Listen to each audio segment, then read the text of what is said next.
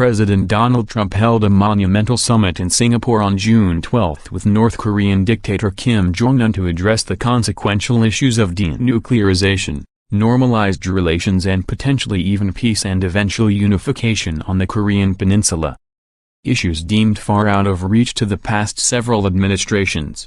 Trump and Kim ended what appeared to be a friendly and productive meeting by jointly signing an agreement to continue discussions about the subjects in question, and seemed to take a step forward toward peace between our nations and the East Asian region. Of course, the anti-Trump liberal media has sought to downplay the significance of the historical summit at every turn, and have published a number of sharply critical articles since then, typically citing anonymous sources, which allege that North Korea is cheating on the agreement and have no intentions of fulfilling their end of the deal to denuclearize the peninsula. Likely in response to those pessimistic media reports, Trump shared a letter he recently received from Kim that he said shows great progress being made. That letter, which referred to Trump multiple times as Your Excellency and was dated July 6, stated in part that the Singapore summit was the start of a meaningful journey involving our two nations. I deeply appreciate the energetic and extraordinary efforts made by Your Excellency Mr.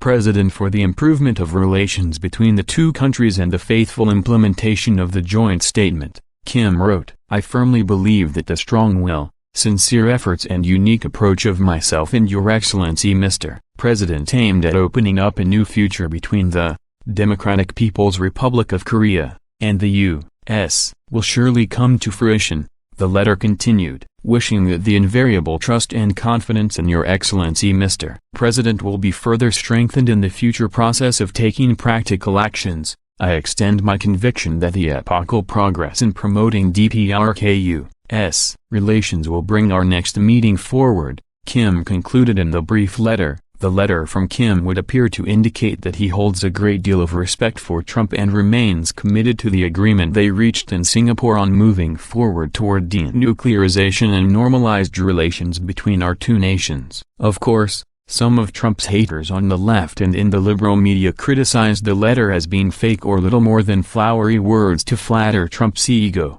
and noted the date of the letter proved it was written prior to Kim allegedly refusing to meet with Secretary of State Mike Pompeo on a recent trip to the region. Trump was also criticized by his legion of detractors for sharing the personal letter on social media. But then again, they criticize him for simply breathing, so take those critiques for what they are worth. To be sure, skepticism of North Korea's true intentions and Kim's commitment to the agreement are quite fair given that nation's prior history of failing to live up to their end of previous agreements reached with previous administrations. Without any concrete and verifiable positive actions on the part of North Korea and Kim in conjunction with the agreement in this letter, it is little more than a collection of nice words that hold no real value. That said, Trump is the first U.S. president to have even gotten this far with regard to peace talks with the leader of North Korea, and he and his administration appear to remain confident that all will be well going forward. Obviously it remains to be seen if North Korea will follow through on their promises or not, in which case Trump will be compelled to withdraw the carrot he has offered and resume his threats of using the big stick, the U.S. military, to prevent North Korea from posing any further threats to our homeland or our allies in the region.